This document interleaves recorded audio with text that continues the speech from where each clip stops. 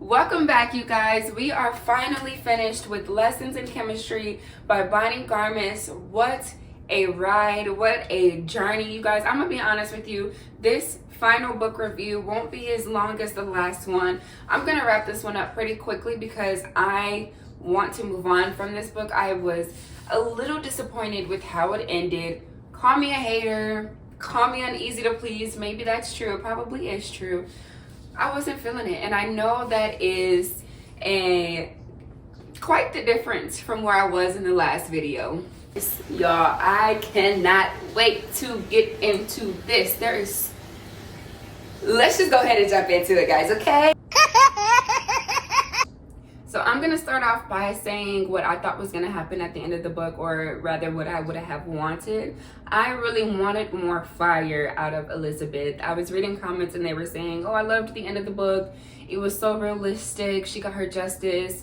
Yes, all of the above. It was realistic. She did get her justice. However, you did not see that fire ever come out of her. I wanted her to set something on literal fire, to go out with a bang, to cut somebody for, well, she almost did, but the man had a heart attack before she could even do it. But to see that fight come out of her, she's so sweet, so passive the entire book, and I feel like that is what kind of made the book flatline for me. You never really got to see that true fight in her. You had those moments where you see her get discouraged, but you never actually got to see that real fire come out of her. Everything happened so melodramatically for me at the end of the book. And not to say that she had to go and punch everybody in the face, but something left field that wouldn't happen in real life. For me, that's why I read. I want to read about the things that would never happen.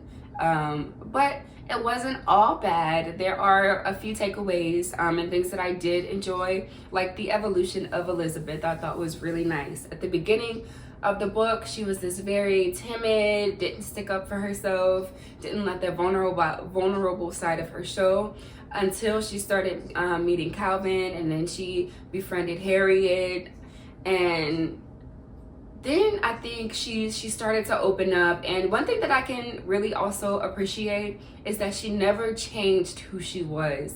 She adapted, and I think that is a really good lesson to learn. God made us who we are for a reason. We should never change who we are, but we should learn to adapt. And I think that was really nice to see. So overall, I think I'm gonna have to rate this book at about a 6.5. Most of those points coming from the first half of the book, and then also from the learning points. Like I said, evolution, not changing yourself but adapting, learning the science behind what you're eating and what you're feeding your loved ones, women empowerment, motivation. The book was great for those things. However, towards the end of the book, we started to flatline, and I think it started to become a little too long, and the book started becoming, the pages were fillers, it felt like to me. And then on top of that, like I said, it went on too long for it to end as melodramatically as it did. Yes, I'm glad that Elizabeth and everybody got the justice that they deserved. However, we didn't get the fire that we deserved. I really feel like we deserved a little bit more, especially for those who stuck it through.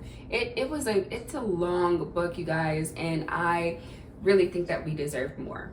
Let me know what you guys think. Did the ending work for you? If it did, what was the thing that really solidified it for you? If it didn't work for you, what would you have wanted to see instead of the way that it ended? What characters did you like the most? Did you like the dog in the perspective of knowing what the dog was thinking? I want to know what you guys think about that, because for me, at first, it was refreshing because I had never seen anything like that. However, it did start to get just a little confusing to me because I wasn't sure if at times it was someone speaking or if it were the dog. So the book was written very interestingly, in the sense of you not only got the dialogue, but you also kind of gotten what everybody else was thinking, and that sometimes got confusing because it was a little hard to follow along, knowing who was who and who was thinking these things or saying these things. So let me know what you guys' opinion is. Also, don't go too far. Don't forget to subscribe, because tomorrow I will be introducing the next book in honor of Black History Month. And I get this question a lot. Cora, are your books male friendly? Well, I think they are. However, the next book for Black History Month most definitely is. So please, again, don't forget to subscribe. Thank you guys so much for reading with me. And I will see you next time on A Chapter at a Time.